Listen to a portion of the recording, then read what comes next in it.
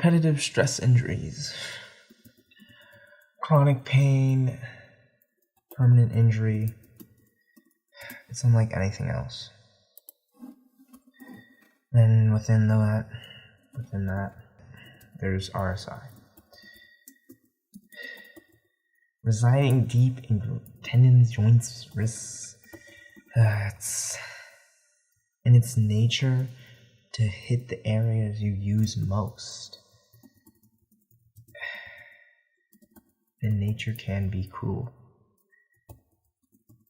RSI is a sword augmented by the flame of passion.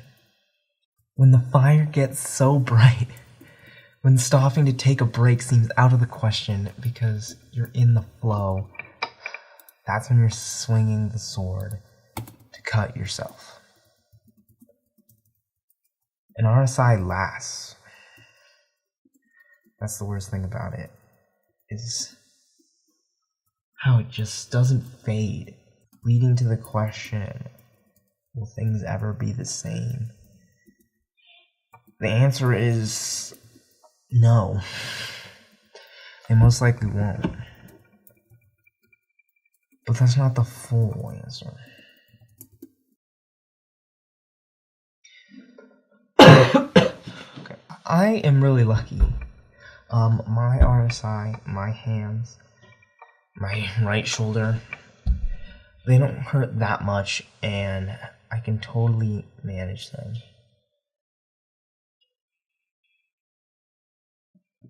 When I'm on my game.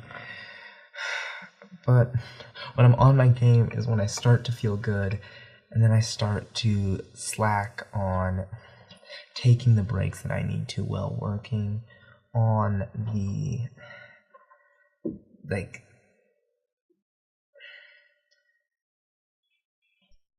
on setting time limits for myself when I'm playing on my Switch and such. If you ever see my laptop, this one,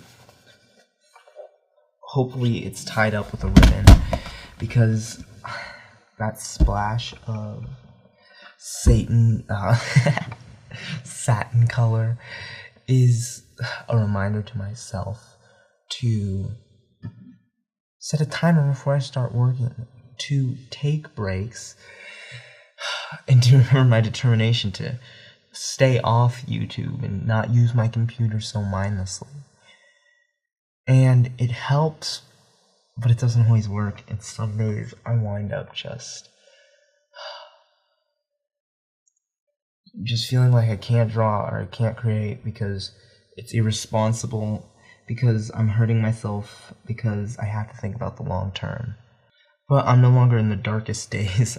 Those were the start of my junior year, when I was completely paralyzed with fear, when I'd have panic attacks and I'd tell myself, it's game over at 16, Mick, just because of how badly my wrists hurt when I worked, when I drew, and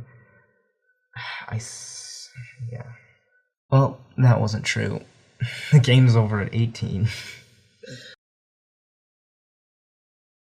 The game ain't over at 18. It ain't over.